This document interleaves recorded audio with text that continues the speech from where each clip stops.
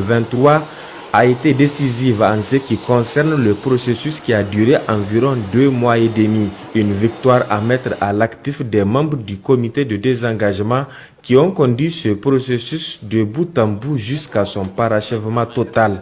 Au cours de cette cérémonie, les deux parties ont acté la fin du désengagement par la signature du document conjoint de procédure. Ce sont le colonel Maman Sani Kiaou, chef d'état-major de l'armée de terre, président du comité de désengagement, représentant le chef d'état-major des armées, et le général de division Éric Ozan, commandant les forces françaises au Sahel, représentant le chef d'état-major des armées françaises, qui ont apposé leur signature sur le document.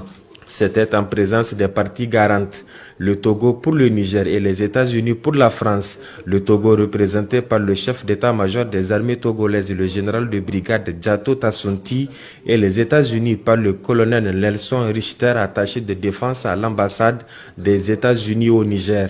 Une visite sur les lieux ayant abrité la base française, ou du moins ce qui reste de celle-ci, a permis à la hiérarchie militaire et aux membres du comité de constater que tous les matériels et autres engins des forces françaises ne sont plus sur place. Quasiment tout a été convoyé et ce qui reste est désormais concerné par la cession des emprises de la base aérienne projetée à Niamey.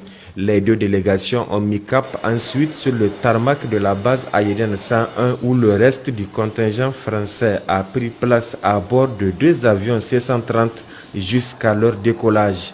Il faut enfin préciser qu'aucun incident majeur n'a été enregistré du début jusqu'à la fin de ce processus, durant lequel 145 vols ont été effectués, 24 aéronefs désengagés et 15 convois terrestres effectués.